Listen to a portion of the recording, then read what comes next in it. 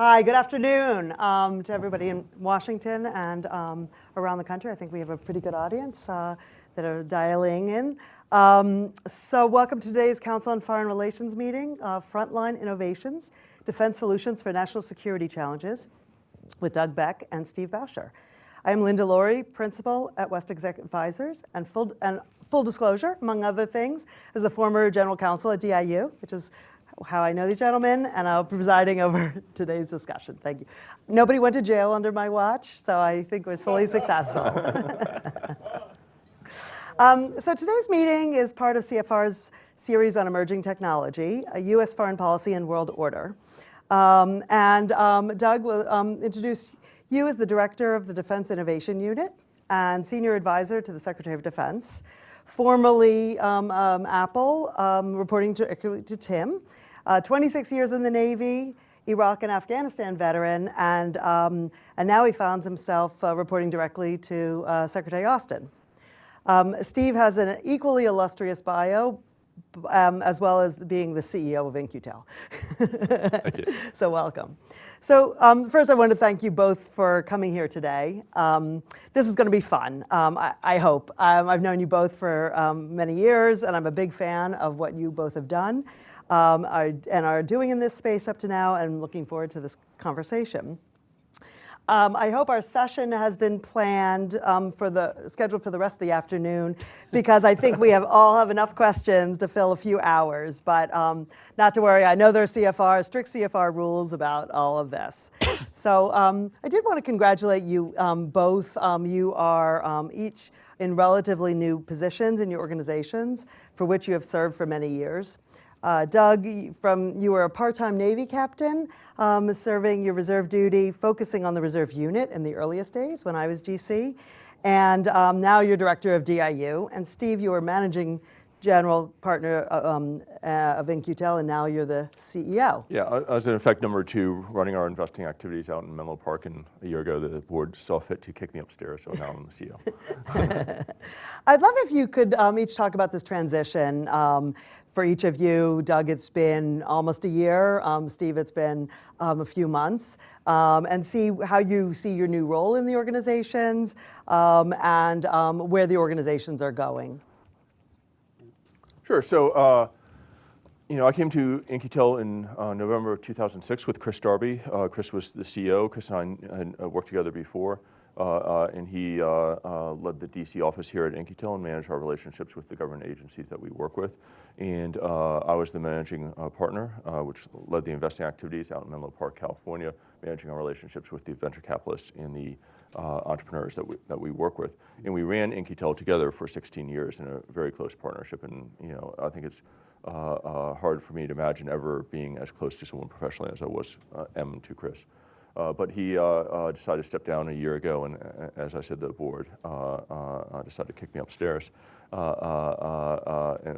and put me in charge. And I don't think it's really that dramatically different a strategy for us, because one of the things that I think we value at In-Q-Tel is our longevity. We've been around for 25 years. We've built relationships, trusted relationships with the venture capitalist and startup community ecosystem, in part because we have the same people, working with them for years. That being said, I think with any change, there's some new roles and responsibilities for me. I'm spending a lot more time here in DC, which is great. I don't know how that feels. And I'm spending a lot more time with different members of our government partners. Again, that was something that Chris took lead on before, and I'm doing now. So it's a little bit less investing, which quite frankly was always one of the fun aspects of the job, is working with entrepreneurs and those teams. But I'm spending a little bit more time with CIA, with NSA, with NGA, DIA, a lot of our great partners, helping them understand, or helping us understand what their mission use cases are, what their technical challenges are they're facing, and helping them understand the emerging tech that we're seeing out there that could help them achieve their mission more effectively and efficiently. That's great. Doug? So first of all, it's great to see you, Lena. And I just want to say thanks to everybody, and thanks to the council for having us here. I'm proud, I think, about 17-year now member. And actually, I was just thinking when you said that, Steve, November 2006, I was in Ramadi. And I remember coming home and learning about In-Q-Tel and being super excited about it. So really, you know, as you talked about, I kind of come at this with sort of three lenses. You know, I've been in the department almost a year, was at Apple working for Tim for 13 years, nearly 27 years in the Navy, most of my career in Indo-PACOM, and really kind of bring all those different lenses together in the way that I think, as you said, I kind of had the privilege of being there as part of the merry cabal that was part of standing DIU then X up, first as a civilian advisor to Secretary Carter and to Vice Chairman Winnefeld, Admiral Winnefeld at the time, and then as a reservist with my kind of reserve hat on. And really, if you go back to that time, and this kind of gets a little bit of kind of where we've been and where we're headed, you know, Ash Carter, when he was Secretary of Defense, was truly prescient in understanding in a way that people like Chris and Steve already understood, but in understanding that we must leverage the unbelievable power of our commercial tech sector in order to meet the strategic imperative facing the nation. And he was already thinking ahead to the challenge represented by the People's Republic of China, as well as the other challenges we face around the world. And he saw that the pace of change in technology was just going so fast, and there was so much power in that commercial tech sector. When we look at it from the department, in 11 of the 14 areas that we track as a department for tech, areas like artificial intelligence, autonomy, space, biotechnology, energy, those areas are going faster, and frankly are probably always going to go faster in meeting the relentless needs of billions of consumers and the enterprises that serve them around the world than they're really ever going to do for our bespoke defense-only needs. And so, you know, our job at DIU is to find a way to harness that for our needs. Now, at the beginning,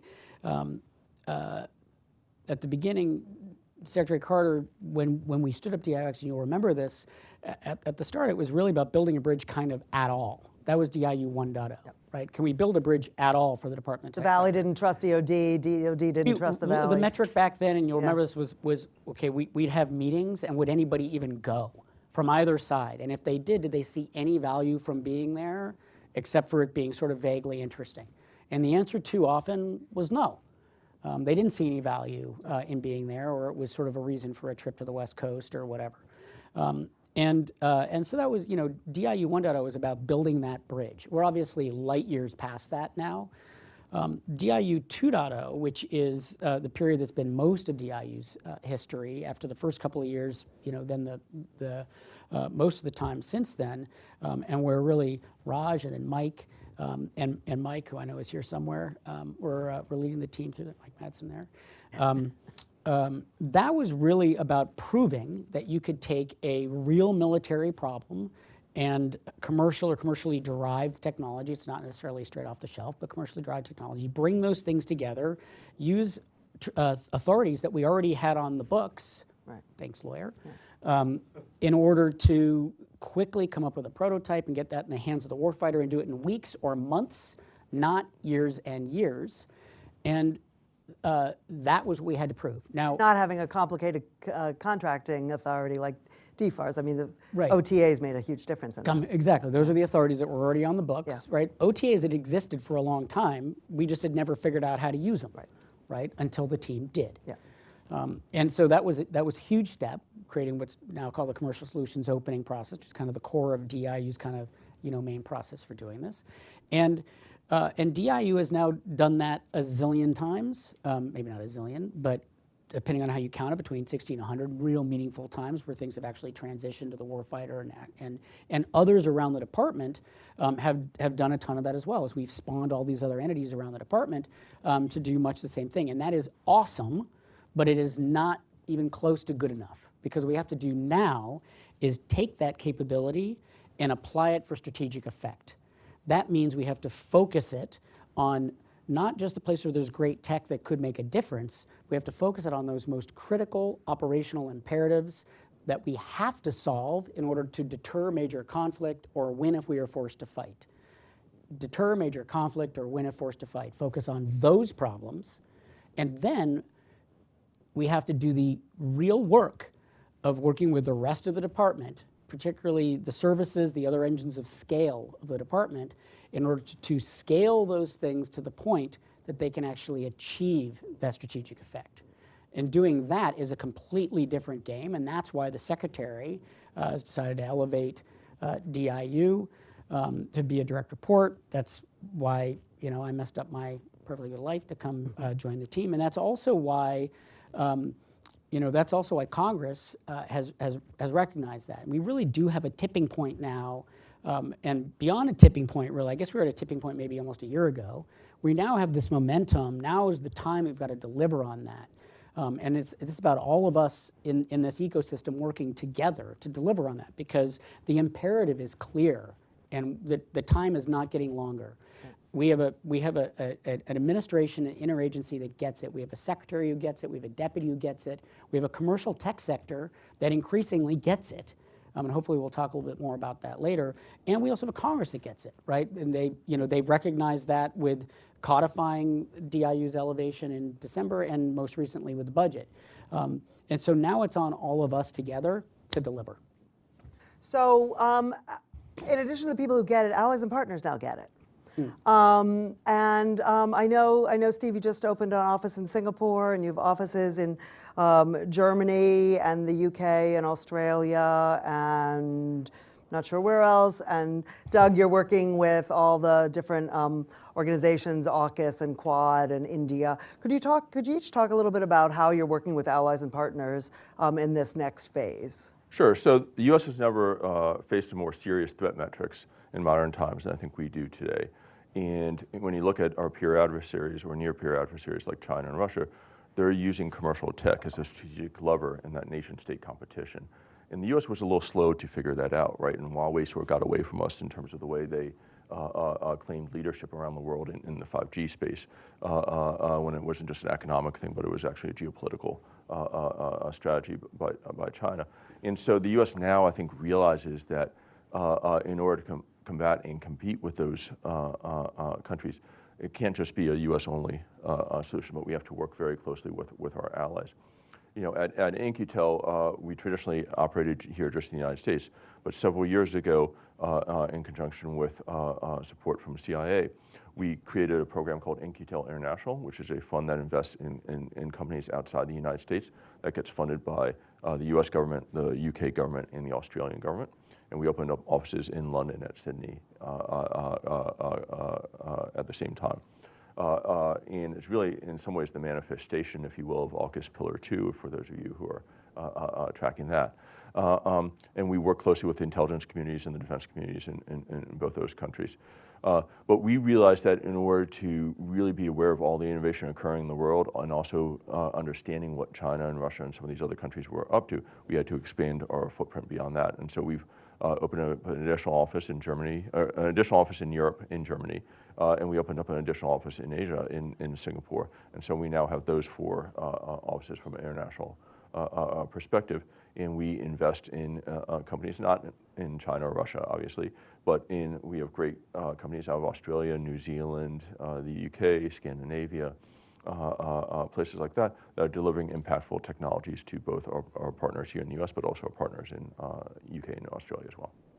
And can I ask if if technologies you're finding elsewhere, are they being brought to the U.S. or are they staying in their countries of origin? I think each U.S. government agency will make its own decision about the risk profile of accepting and ingesting technology from companies outside the U.S. But when we invest in, say, a rocket launch company, Rocket Lab out in New Zealand, that makes a lot of sense. When we invest in a drone operating system company called Arterion in Switzerland. Those are situations where the U.S. government is absolutely paying attention to those technologies as well as those in the UK and Australia as well. Great. Doug? Talk Yeah, about the so- international side. Yeah, so this is a huge area of focus for us. And, Steve was talking kind of introduce the topic by talking a little bit about the way in which some of our adversaries have been quick to leverage commercial tech, and that we and our partners need to get after that. And I 100% agree with that. And I'd also add that, and this is something I have to tell an audience at the council, but one of the greatest strengths that we and our partners across the international system have is each other. That is one of the most powerful, unique secret sauces. Is we have friends, and our friends are incredibly capable, and our adversaries barely even have each other, right? And that's a massive strength. And it's, if you think about the technology that goes into something like this, which I used to spend my time thinking about, what's inside that technology is made up of pieces from all of our friends and allies all over the place, right? And there's incredible technology that's happening in all those countries. And our partners also face, as Steve was saying, the same challenge that we do of figuring out how do they debug their own system, be able to take advantage of that. And so in our strategy at DIU, in 3.0, one of the major lines of effort is this international allies and partners piece. Delivering on that, it's really about partnering deeply with those partners who already have a innovation entity. It's helping those who don't yet to stand one up, or helping them think about how they take to the next level. And it's knitting those things together and working with them in order to deliver real value. Now, sometimes that real value comes in, it provides all kinds of opportunity for us to identify technology where we may have something great, or they may have something great that makes sense for us to leverage together. And I'll maybe come back to that a little bit in a sec. It's also about creating optionality for use with third parties, third-party countries, because there are times when it might be challenging for us to share something directly with another country, but we can introduce them to another one of our friends where there's something awesome from there. It creates markets both ways, right? Opportunities for the companies from here to go and play in other markets and vice versa. And it is also a deterrent in and of itself because our adversaries hate when we are doing this. And so, for example, we are working super close with the Indians. This is something that has happened quite quickly, although there's been a lot of talk about it for a while. We just last summer, my first international engagement after coming into the role was with our at the IndusX event here in DC with our IDEX partners. They're sort of like the DIU-like entity in India. Very quickly with them came up with a series of initiatives, including some education initiatives, but also importantly a joint challenge where we say, okay, where is it that we and you have great tech in both countries on an operational critical problem that we both care about a lot. The first one we did was two. It was undersea domain awareness and maritime ISR, or undersea comms, sorry, and maritime ISR. You want to explain ISR? Not everyone is from intelligence. Intelligence, surveillance, reconnaissance. Thank you. Intelligence, surveillance, and trying to reconnaissance. DDoD, take away some of the acronyms for so a broader it's audience. Being able to figure out what's there, the technology to help do that. So and we came up with that concept with them. We launched a joint challenge. Now the joint challenge, each of us leveraging our own legal structures and processes, but working together and cross-pollinating the judging to come up with real opportunities so that we can cross-pollinate opportunity for companies in both countries and get after this critical problem together. Already did that, went through it, announced the winners in February, and are now on to the second set of those in space, where there's a lot of common work. We're also working closely, you mentioned AUKUS, so actually using that same model with our partners in the UK and Australia. We actually, Secretary Austin hosted the Defense Ministerial for AUKUS at DIU in Mountain View in December. And we just launched in February, actually no, we launched in March, our first concrete trilateral challenge with the Brits and the Australians.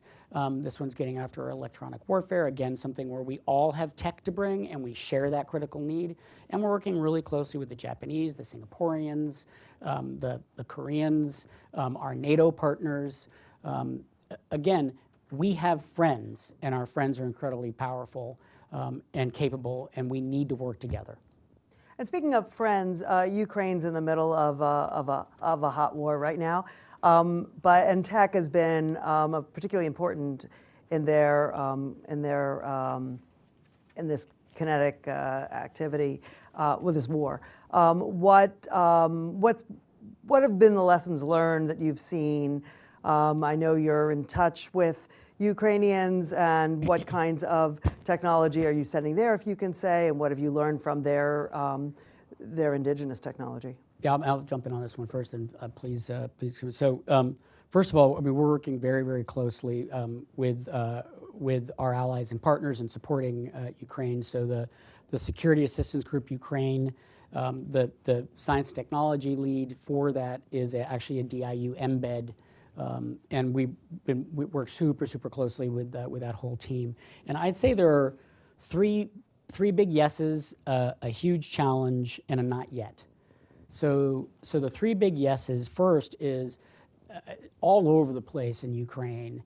You can see the value of commercial tech or commercially derived tech happening on the battlefield, whether it's space-based assets or the analytics, the artificial intelligence to leverage them, or crowdsourcing of targeting data from not just individual soldiers but individual citizens, to communications networks to drive into place across different technologies and different domains and slide back and forth in order to manage situations where the cellular infrastructure may either have been destroyed or is owned by the adversary or the enemy, to obviously unmanned systems, which we're seeing all over the place, and the incredible evolution of those things. So number one, nobody's questioning anymore whether there's important value there. It's pretty obvious.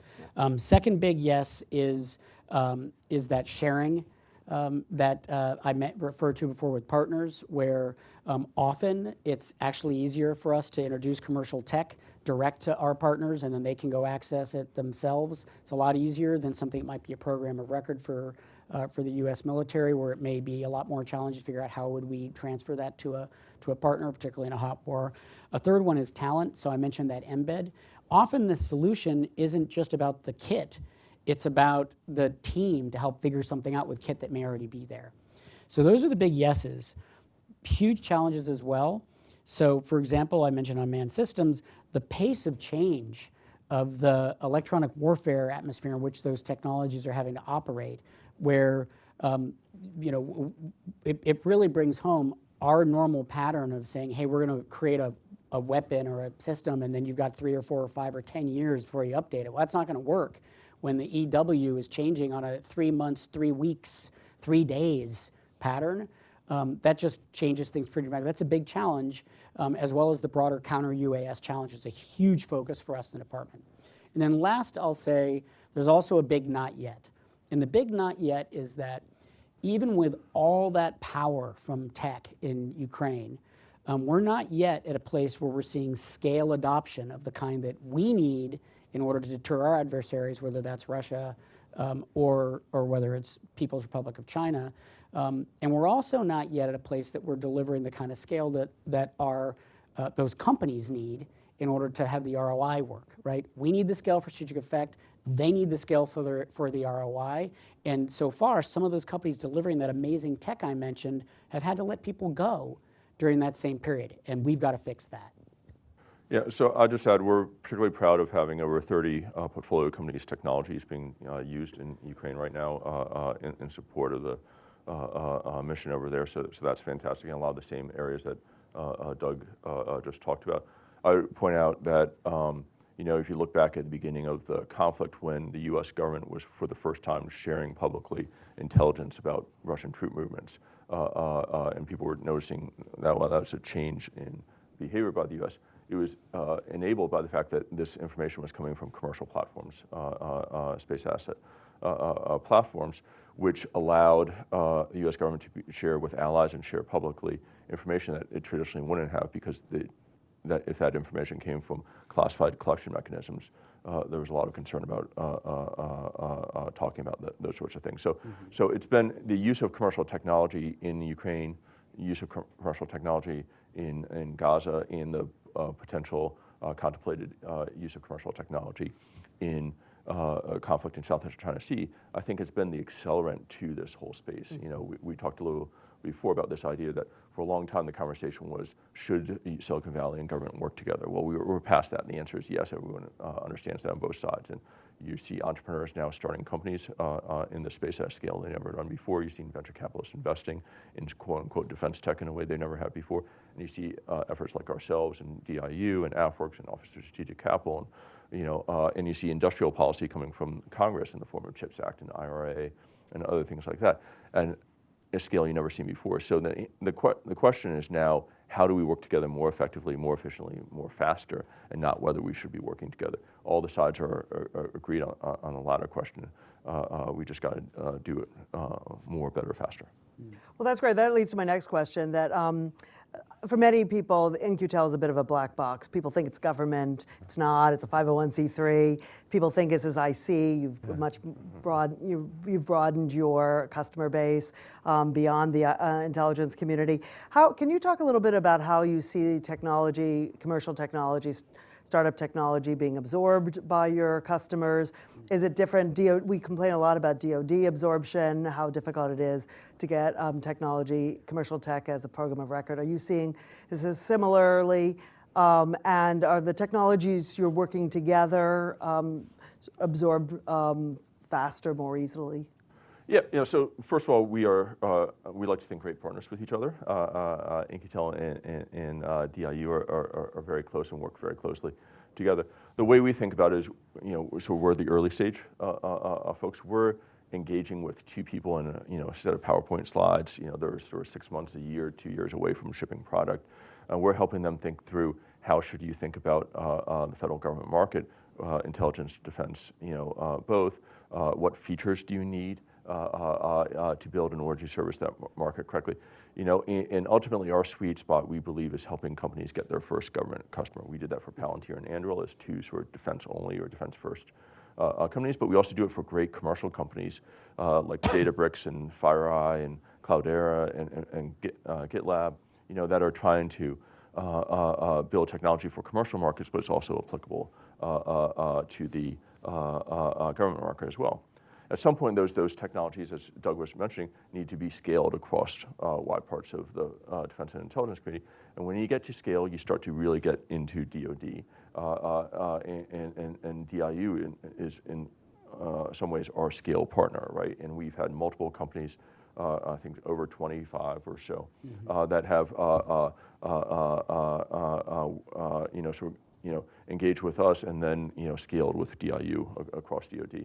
Last thing I would say is, you can't really talk about DoD as a generic place, right? It's very different. There are pockets of DoD, but more often I would say pockets in the IC that are what I would characterize as early adopters of newer technology. They're the people that we work with because they're interested in engaging with technology before it's mature, influencing its product direction with feature requests, and don't complain when, if it's shipped to them, it doesn't work perfectly the first time they use it, right? Then, most of DoD and certainly a large part of the IC are what we would call late majority customers. They want to buy something today, scale it tomorrow, have it work, and they don't care at all what the technology does or what the architecture is underlying it all, right? I'm referring to some people out there are people that have studied the technology industry for a long time. Jeffrey Moore wrote this book, Crossing the Chasm, where he talked about the different types of customers there.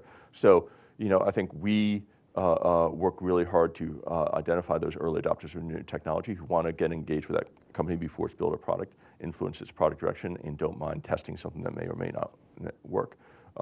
And then, we turn that over to be scaled to DIU.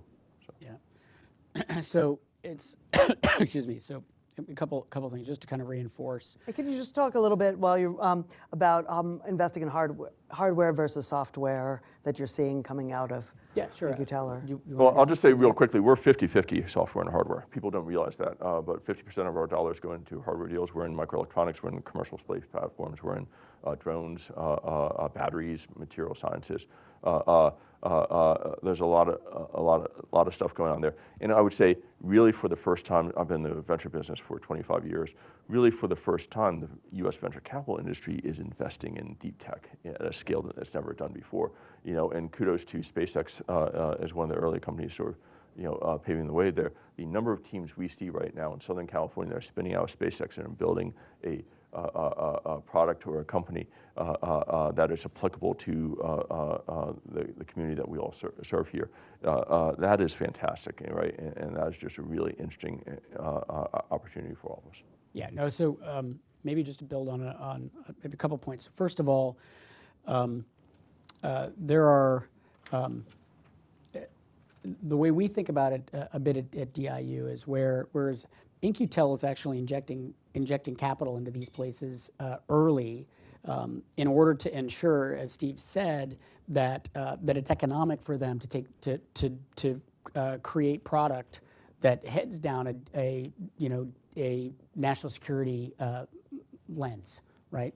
Which otherwise wouldn't necessarily happen, right? At DIU, our role is about looking for the places where commercial tech or commercially derived tech, now that may be from a company that's already got something that they're doing that's awesome, that is shaped around the commercial landscape, or it may be a company that's leveraging technology that started off down a commercial universe, and now they are the ones who are thinking about taking it into more of a national security landscape, or it may be a combination of those things.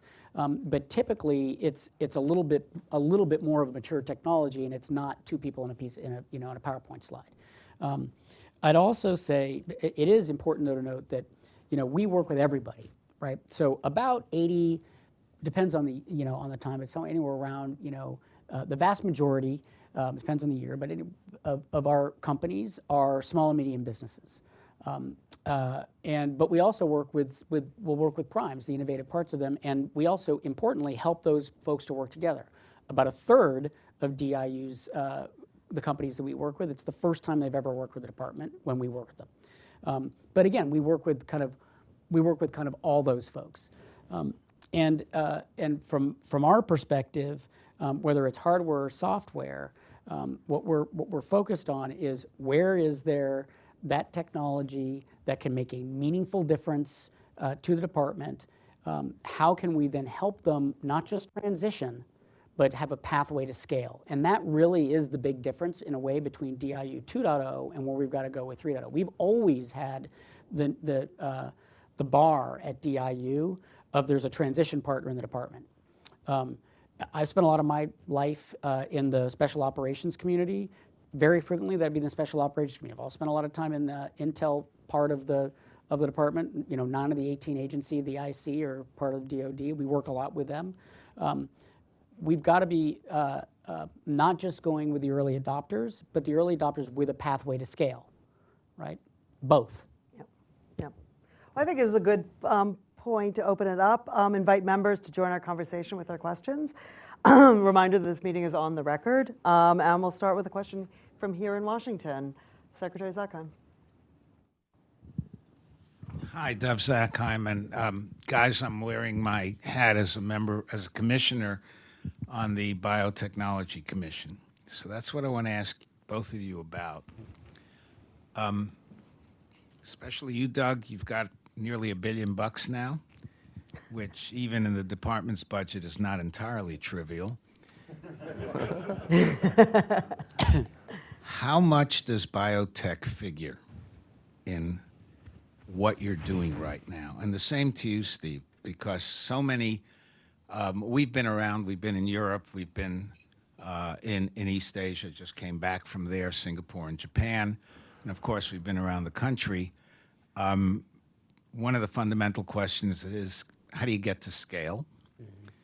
And another question is there enough interest for small companies to really get going? So if both of you could address that issue, I'd really appreciate it. Yeah, so I'm not going to address the specific budget, part of that. Although I will recognize that increase in budget, which is a dramatic increase for DIU, is still a relatively small part of the overall department's budget, but is also a reflection of Congress's commitment and support what we're all trying to do together. That's us at DIU, that's all of us, that's the rest of the defense innovation community within the department as well.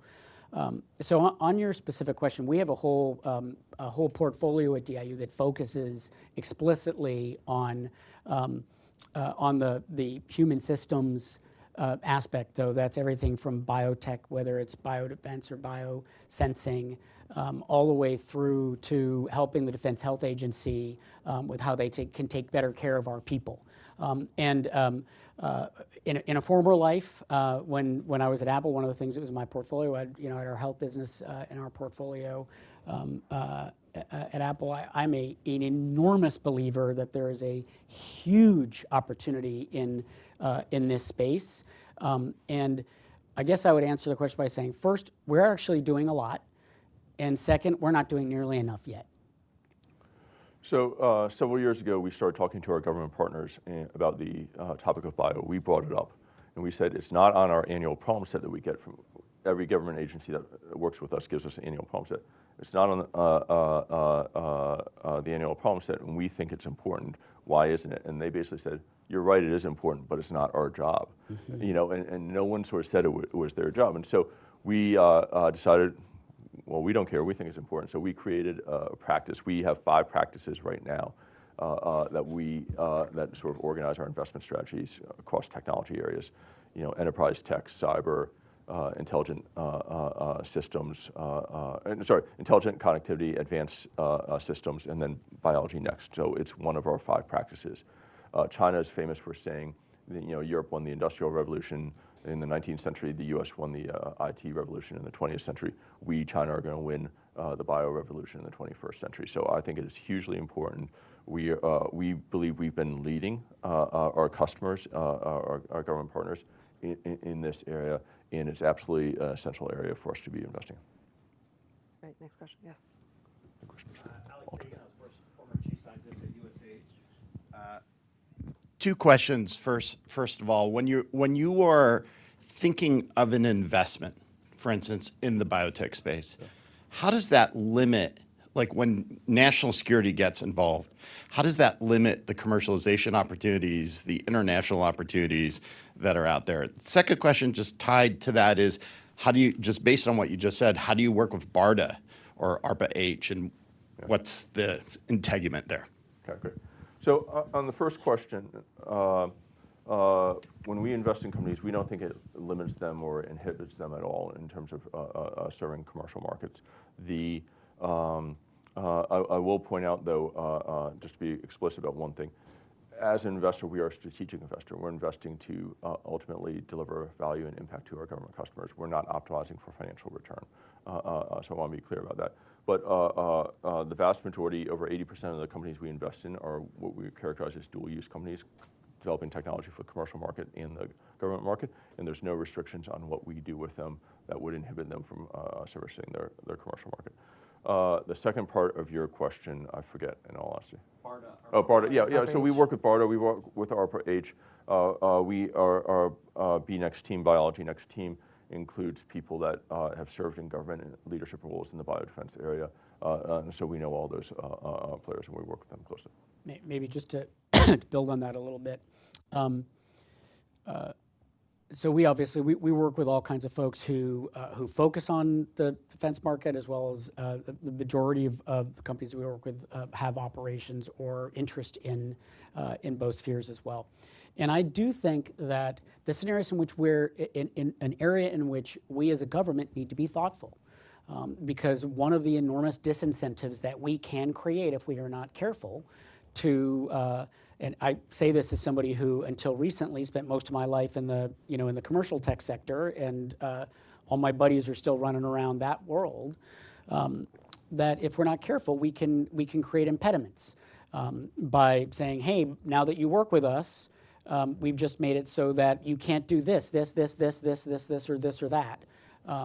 And so some of the things that, as we think through everything from the way we think about intellectual property to the way that we think about definitions around transferability, to the ways that we think about adversarial capital, is important. So adversarial capital, for example, it's very, very important for us to be very thoughtful about who it is that's actually investing in companies that are working on things that are critical from a national security perspective for all kinds of really important reasons.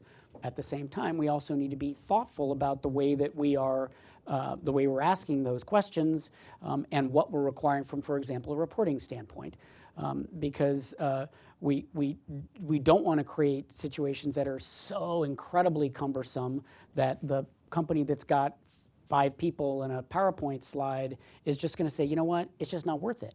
Because there are always other places that you can make $1 billion, right? You know, Doug, if I could just foot stomp on that, when I was out in the Valley with DIU and I would talk about adversarial capital, I would get eye rolls from founders saying, well, I'm never going to sell to the government. Why do I care?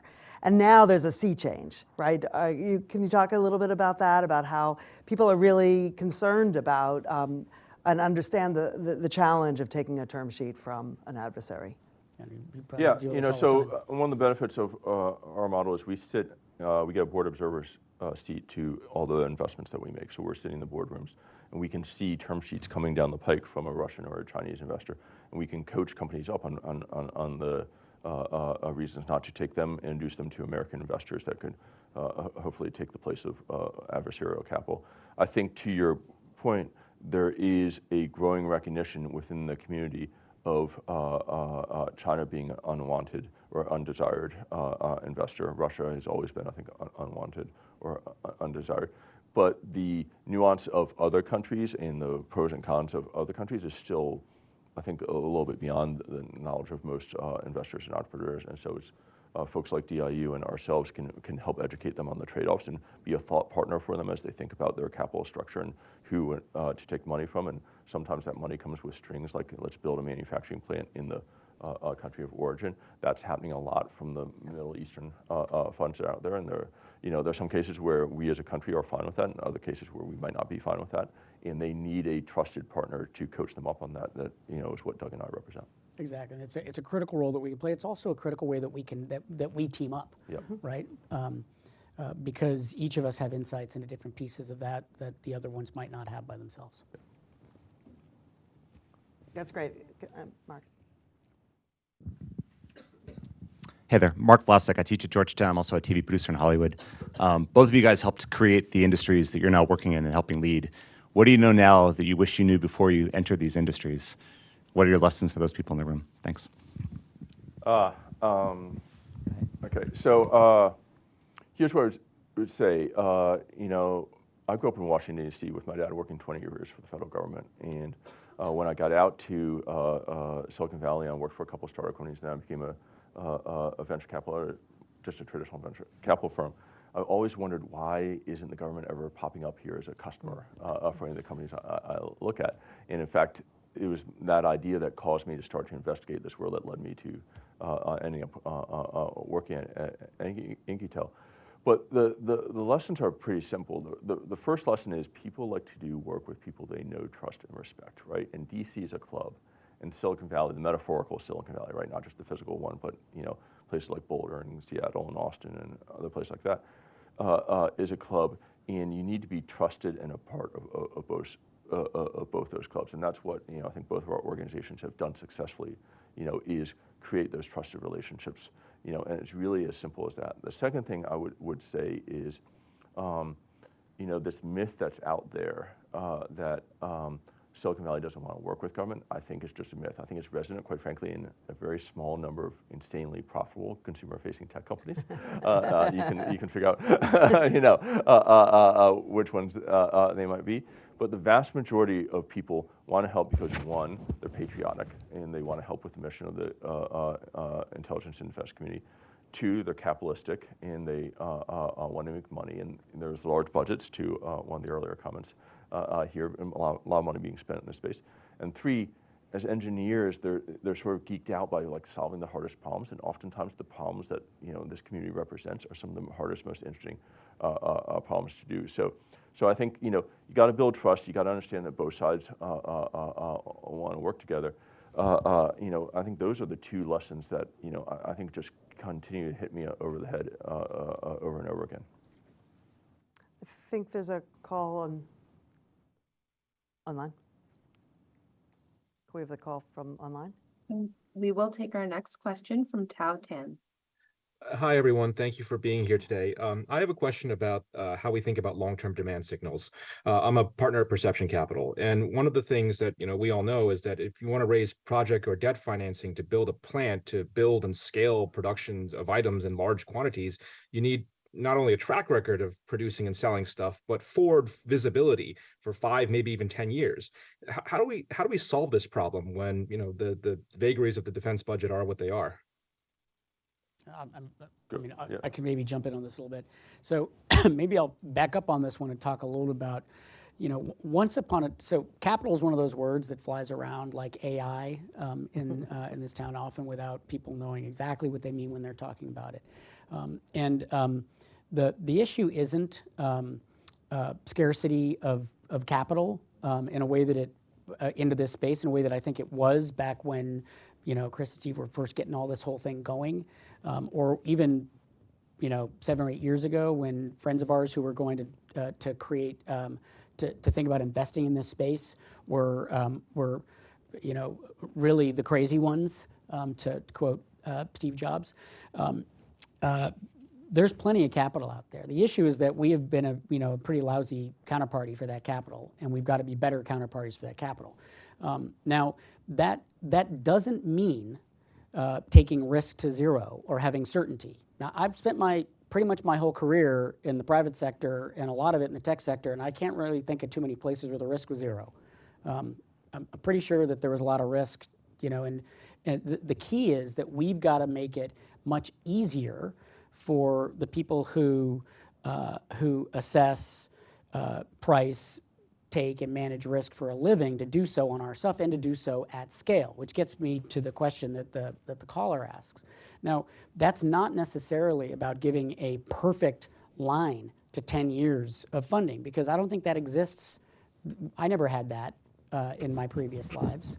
But it does mean that you've got to be able to give enough clarity about which things are strategic versus which things aren't, which things actually have a meaningful pathway to scale, which things might not, which things have the potential to be enormous, which things maybe aren't going to be enormous but are a much surer bet or a lot closer in, so that people can actually manage risk without having to have 100 former flag and general officers on staff to run around and try to guess.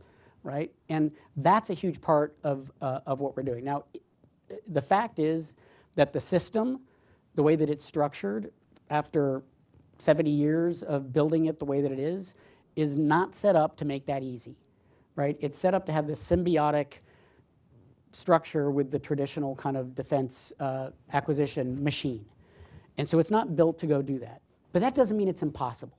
And while I agree that we 100% need to reform that whole system, we don't have to wait to reform that whole system to provide a better, clearer demand signal that allows people to take real risk. The biggest thing that we've got to do, though, to make that work, and what I tell all my friends both founders and funders, is the biggest thing that we've got to do is we've got to put points on the board. The more reps that we've got of companies like ones that, you mentioned Annual, that started with you, came over to us, now they're scaling and off to the races. There are a whole bunch of examples like that out there. The more examples that there are like that, the easier it will be for people to look at that situation and say, I can now type this into something that I feel comfortable taking the bet. And that's where we've got to get to. If I could just foot stomp on that a little bit. So that was a great question, by the way. Kudos to the member of the audience there. Communicating signal is something that DoD is good at doing to the primes, and the primes are good at interpreting that signal. DoD is not good at communicating that signal to startup companies, and they're not good at interpreting it. And the best analogy I've come up with is 20 years ago, the financial services community figured out, I'm talking about Goldman Sachs, Citibank, Wells Fargo, Bank of America, people like that, that if I share my problems with the U.S. venture capital community and say, these are my technical challenges facing me, they will then go out and fund 10, 12 companies to solve each of those problems. And then all I have to do is buy a small amount of technology from 3 or 4 of them decide which one solves my problem best, and then buy a lot of technology from one of them. And that's Or just buy them. Right, yeah. and that one successful company will make enough money for the venture capital community that they'll do this over and over and over again. And so we are now in the phase here in our world where we've convinced the US venture capital community that it's smart for them to start investing billions of dollars to start 10, 12, 15 companies to solve each of the problems that they are interpreting exist for the government. And they're waiting to see, and I'd say we're at the stage also where we're now playing with the DoD and Intel community are playing with 3 or 4 of those companies in each problem. And they're waiting to see, all right, is there one winner that emerges that makes their investors a bunch of money that starts the spin wheel over and over again? Palantir and SpaceX were 2 companies that were started in 2000, 2005 range, right? That became huge successes. They became huge successes by like 2015 or so. That's what prompted this whole world that we're living in right now. That is what prompted, when the venture capitalists saw those 2 companies become multi-billion-dollar successes, they said, all right, we want to invest in the next SpaceX and next Palantir. And Anduril is the first of that next generation companies to have emerged to be successful there. We need there to be 5 more Andurils coming out of that generation of companies that were started between 2015 and 2020.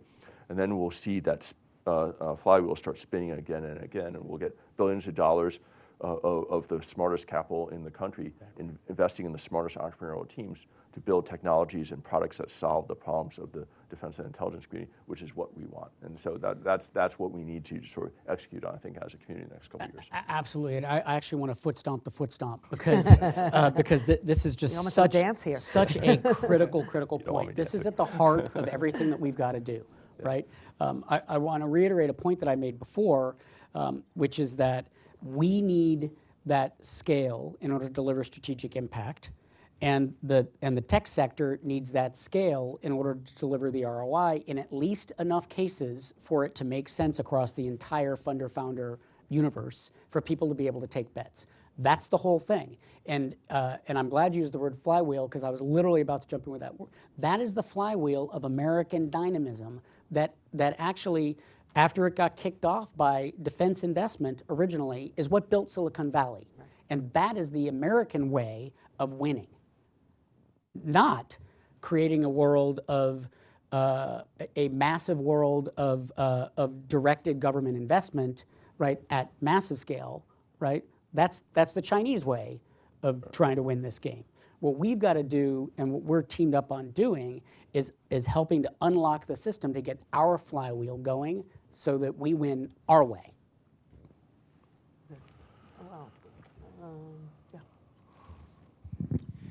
I'm Alan Rawl, lawyer at Sidley Austin, lecturer at Harvard Law School. My question is about the other term that gets tossed around in Washington, artificial intelligence, and ask how you interact with commercial developers of AI, and also, this being Washington, how do you interact with the policy development that's going on in the area that's directly relevant to your fields? President Biden's executive order calls for DoD to provide a memorandum to the National Security Council on military applications of AI, and the White House has done an initiative on military uses of AI, a global initiative. So how does that all impact you? Thank you. Sure. So we've invested in AI for a number of years before generative AI, became even more hyped than AI was originally.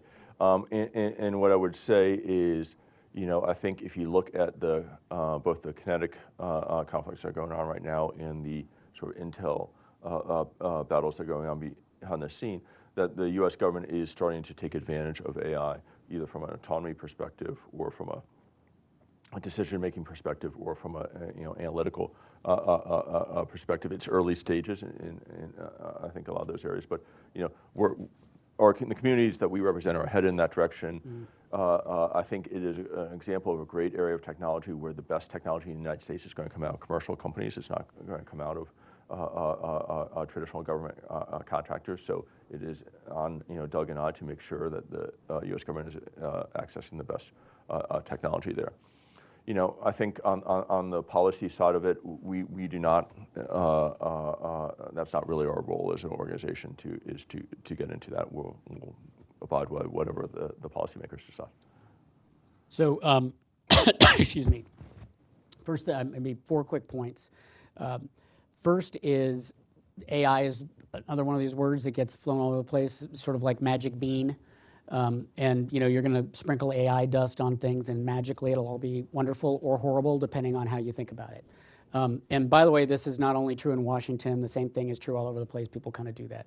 So point number 1 is, one of the things I think is most critical is, as we're thinking about what's in AI, or frankly machine learning, because most of what we call AI isn't really anything that you would consider true human intelligence in the form of a machine. Even amazing generative AI isn't that yet. So number 1 is, let's make sure we're clear about what we're actually talking about and what the use cases are and what those applications are, because in some areas they're incredibly powerful. Which leads me to the second point, which is, this is a massive area of focus for DIU. One of our major portfolios is artificial intelligence, and we do an enormous amount of work in this space, in partnership, third point, with others in the department, the CDAO, policy, others in the department and across the interagency, including the NSC, on the responsible use of AI. How do we think about that? What does that mean for offense and defense? And then the last thing that I will say is, it's very important as we think about the future around AI. It can be easy to say that's scary and there's a lot of risk. So let's focus on the defense here, and let's also focus on the ways that we kind of can control that, because it's scary and there's a lot of risk and there are a lot of questions. And that is a losing strategy. If there's one thing that being in the tech sector for the last 13 years before I came here taught me, it's that you do not win in technology by playing defense, right? You win by winning, right? And the best way that you are going to be out in front of what both the opportunities and the risks are around artificial intelligence and machine learning more broadly, aside from doing all the basics of making sure you've got the data that you need, you're training those things in the right way, is by being in that space responsibly, learning about the technology, using the technology, and then frankly, in some cases, using the best way that you're going to defend against AI is with AI, right? So we're going to have to be in that space, and we're going to have to be incredibly sophisticated in that space. We take the next call from online. We will take our next question from Audrey Kurth Cronin. Hi, this is Audrey Kurth Cronin. I'm at Carnegie Mellon University, and I have not heard the word university in this entire hour. So I just wanted to ask you, what do you see as the evolution in the way that you've worked with universities over the last 5 or 10 years? And also, how do we make sure that the incubators for all of this cutting edge tech that is then spun off, and for the people who actually are trained to be able to do it, how do we make sure that that sector, the university sector, is healthy? And can I just add to that, if you can talk a little bit about talent and the talent pool you see, and how to develop talent to make sure that innovation is at the cutting edge? Okay, those actually are deeply connected pieces. So first of all, it's more of an artifact of how this conversation has gone, rather than an artifact of the importance that we haven't said the word university. So we should make that super clear. There's actually DIU as a supporting organization called the National Security Innovation Network, the whole purpose of which is to be effectively an on-ramp and an outreach for the very best small companies as well as talent, a lot of which comes from universities. We have a very deep partnership with universities kind of all around the country. We have, and we've established now innovation on-ramp hubs, we call them, in Kansas, in Washington, in Arizona, in Ohio, and now in Hawaii. And we are, those are importantly partnerships in many cases directly with universities in those spaces in order to help ensure that we are both partnering with talent that comes from those places, as well as the great companies that sometimes come out of there. And in some instances, we may see that through our organization and then find the right place for it to go, which, for example, might be an introduction to In-Q-Tel, right? So that's a huge part of what we do. And maybe I'll just quickly touch on the talent piece. So dual fluency talent is at the absolute heart of everything that we do at DIU and at In-Q-Tel. We are all about people who speak fluent military-ese or national security-ese and fluent tech sector ease and can translate those things. Some of them come from this world, some of them come from that world, some of them are born simultaneously in both worlds. We need to do a much better job. This could be a much longer conversation that we could actually spend the whole time just talking about talent in this space. We need to do a much better job of making more of these people from places like the Army Software Factory, which I think is great, should be called the Army Talent Factory. Those young people are amazing. They do work on software for the Army, but what's most powerful is that they become incredible experts who then seed the force. We need to do more about retaining the best of those people, so we have career paths for those who want to focus in some specific area of tech or in tech adoption and acquisition. Or, frankly, while we also want to be making sure we're doing a great job for the career paths of those people who might come somewhere like DIU, but then go back to being an operator, so that somewhere when the chief of naval operations looks around her table, one of her direct reports is somebody who spent a year or 6 months doing this kind of work, and then they go back to being an operator, but now they understand this world, right? And they can help the rest of those leaders do it in the same way that we had to generate leaders at that level who'd actually had joint experience that didn't used to exist, right? Or who'd spent a year at Harvard learning about something else. So we have to do a better job of that. We have to do a better job also of leveraging those people who are going to get out, because that's great too, right? They're going to get out, and then they're going to found the next company that is either one of his portfolio companies or maybe one of ours, or maybe an investor in one of them, and that's great too. We've got to do a much better job of harnessing that capability as well. This is a huge area of focus for us, and it's also the one place, by the way, where we've got almost all the authorities I think that we need from Congress. The one place where we could use some help is we don't have all the hiring authorities we need. Don't need a magic bean here either, but we could use the same hiring authorities that DARPA, some of the other agencies across the department, as well as Jen Easterly and Cyber have. So advertisement for our friends in Congress, please help us out with that. Well, that's great. I think we're at time. Want to thank you all for joining today's session, and thank you to our speakers. And please note that the video and transcript of this session will be posted on CFR's website. And if you want to get in touch with DIU or In-Q-Tel, Doug, you want to give your easy email? It's doug@diu.mil. And Steve? You're better off trying to get on, connect me through LinkedIn. That's Great. the best way. Sounds good. So I hope, so thank you very much. Thank you.